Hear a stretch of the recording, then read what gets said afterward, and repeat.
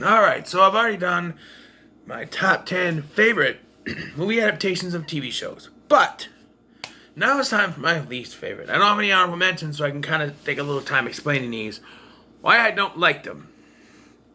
Number 10 is one I put on here, but I haven't seen it in years. So we'll just go ahead. Number 10 is Miami Vice. Now, I've seen bits and pieces of the TV show, and I know it to be an exciting, flashy, very 80s cop procedural type show. So, naturally, you just turn it into a stupid crime, a boring crime film that really not much, I don't remember this. I bought this thinking, well, I like Jamie Foxx, and I liked Colin Farrell in Daredevil, so why not? And then I watched it, and I got bored. And then I tried watching it again. Couldn't get into it. It's just boring. I'm gonna have to review on this eventually, but it's boring. Compare that to the original Miami Vice TV show was flashy, very 80s, and colorful clothes. Boring. Great. Boring. Number 9, contrasting with my favorites list, is Dukes of Hazzard: The Beginning. Now, yes, unrated. This is meant to be a prequel to the movie that came out with Sean William Scott and Johnny Knoxville.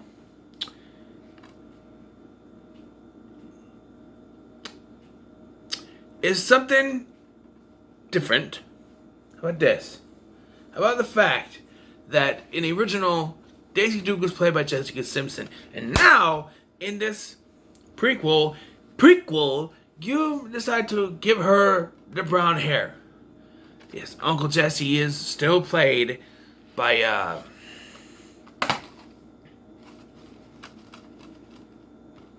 Willie Nelson, but then Christopher McDonald, who I think is a better for the Boss Hog character. Nothing wrong with Burt Reynolds, he was just a little more laid back. This one is a little more like the Boss Hog character from the show. That I'll give it. It just doesn't work.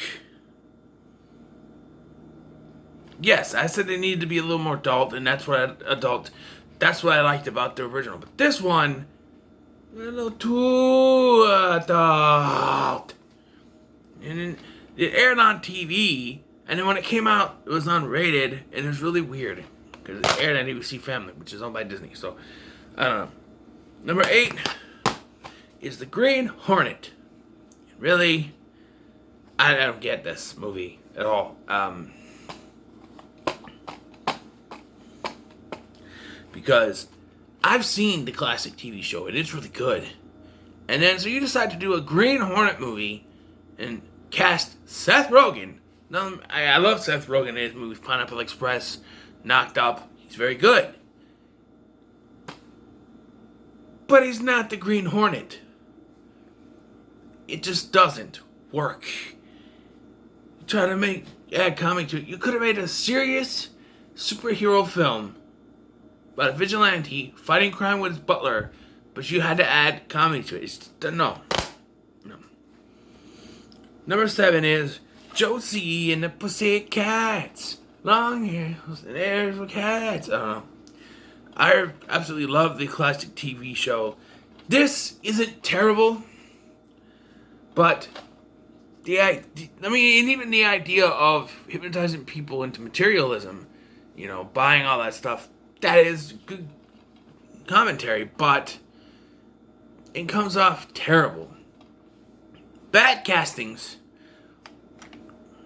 Like the 3 are casted pretty well as Paula Costanzo playing Alexander. But the guy you have play Alan, who in the cartoon was a Fred from Scooby-Doo type with muscles and kind of buff, you get some skinny ass dude. Why? I mean, it doesn't make any sense. He's not even blonde, really. He's just... And the villains are stupid. Alan Cumming is okay. But then you have Parker Posey. And her whole thing is that she just wants to be liked. Well, don't be a bitch. For that. Number 6 is Scooby-Doo Curse of the Lake Monster. Now, this is a sequel to Scooby-Doo The Mystery Begins, which I put in my honorable mentions for the ones that I like. But this one, I can stomach it somewhat. I think I've only rewatched this twice, and that's because I wanted to, binge both of them.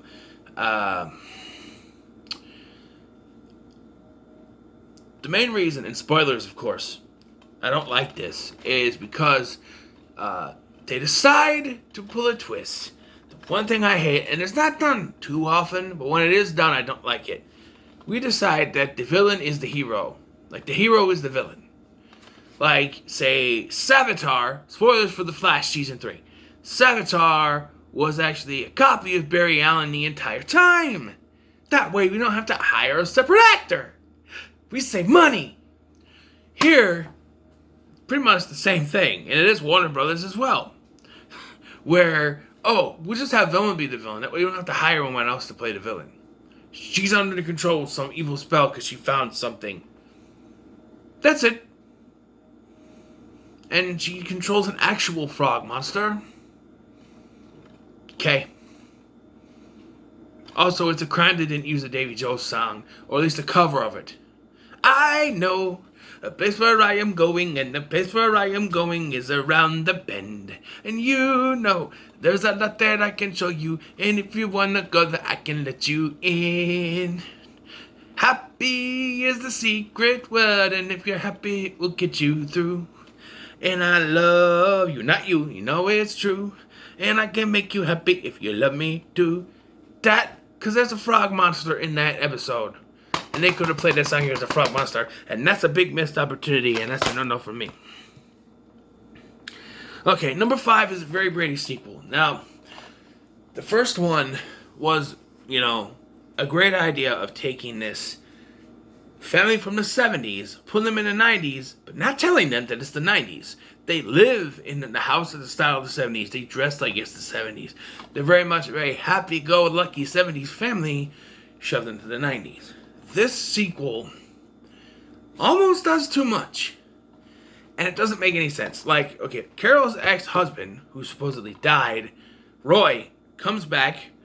He looks different, but he says, I got plastic surgery because my face was messed up. Which is logical, sure. And now all of a sudden, the kids are like, so we're not related? They didn't do that in the first one. They didn't, maybe when they were writing, in the first one, we didn't say that they were two separate families that got married. So, did this make the kids think they were related this whole time? And now it's causing problems and making Greg and Marcia fall in love or be attracted to each other? Ew. I mean, technically they're not related, but that's some Pornhub shit right there. Let me tell you, it just doesn't work as well as the first one. Everyone is back doing all this stuff, but it just doesn't work. Now we're getting deep into the shit. Number 4 is Annette at Roxbury. Now, I get taking sketches. The Saturday Night Live movies were hit and miss. Like, let's say It's Pat, or Stuart Saves His Family. And you got Wayne's World, the Blues Brothers. But no, you have this. A movie based on a sketch where all they do is listen to What is Love? Baby, don't hurt me no more, and do this. With the one big gag that they do, I broke the window, is using this film. It's just, I've watched this movie once. I don't really care for it. I'm not a Will Ferrell fan myself, alright? I don't care for Will Ferrell. Take it or leave his performances. Like Elf, Step Brothers, certain things. I said this in my Goods review. I don't care for Will Ferrell, and this didn't help. The one thing that I found funny is that, the whole joke is that they listen to this one song, and it plays through the entire film. Towards the end of the film, they have split up, and Chris Kattan comes into the club with a girl, and they're playing the song, and the girl says, "Man, I love this song." And Chris Kattan says, really, I'm kind of getting sick of it. That one actually made me laugh. I was like, okay, that's funny. That's funny. Other than that, No, waste of time. Speaking of waste of time, so we made a movie about a sketch that was not that consisted of them just bobbing their head to one song for almost the entire sketch. So let's do a movie based on a sketch that lasts about 30 seconds. MacGruber. Yeah. Again, there's only one joke in the entire film that I liked. And it's sort of a long-running joke. You know, he's kind of catchphrase. He tells the villain, played by Val Kilmer, I'm gonna cut your dick and make you eat it. So, throughout this entire film, he keeps saying that. At the end of the film, Val Kilmer comes back from the dead, and he fights him, and he goes to do that. He opens up his pants, and he cut it off. So he can't do it.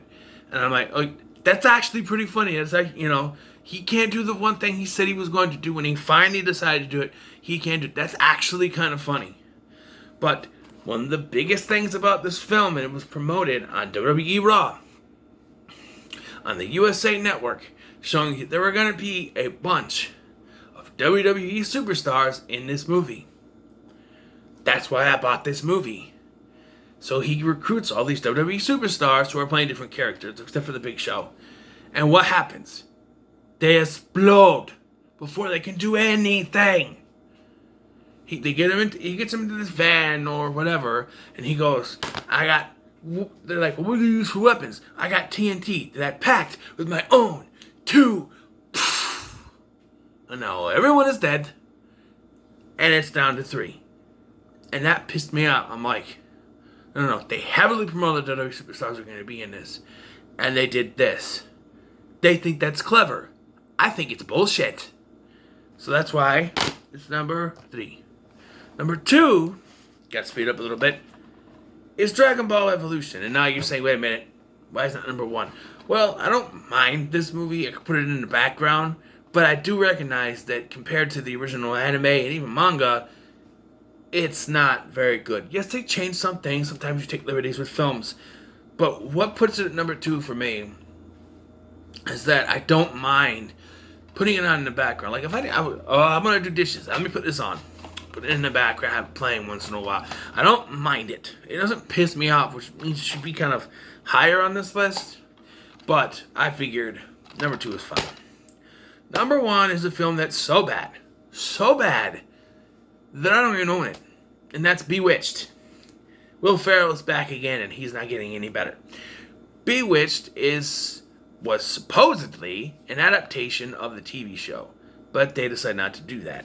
Nicole Kidman plays not Samantha, but Isabel, who is a witch hiding herself pretending to be a normal person, but she meets not Darren, played by Will Ferrell, who is he's an actor wanting to remake Bewitched as a TV show where Darren is the star of the show, which makes no sense.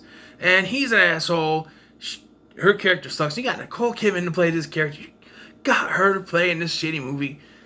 But the thing is, they bring in characters from the show to play her relatives. Uncle Albert, Aunt Clara, they're her relatives. But they're from the show, so it makes no sense. I've tried watching this one time.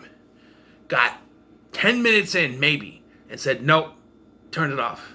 Absolutely the worst adaptation. Absolutely the worst. Do not watch this movie. It is so bad, I have not bought it. I've thought of buying a bunch of adaptations to do reviews and stuff. And there's a couple of times I put this in my cart and took it out right away because I don't want to watch this. So, yeah, what are your thoughts on my list? Let me know in the comments below. Make sure to like, share, and subscribe. Thank you for watching. I've been Scotty, and I'll see you.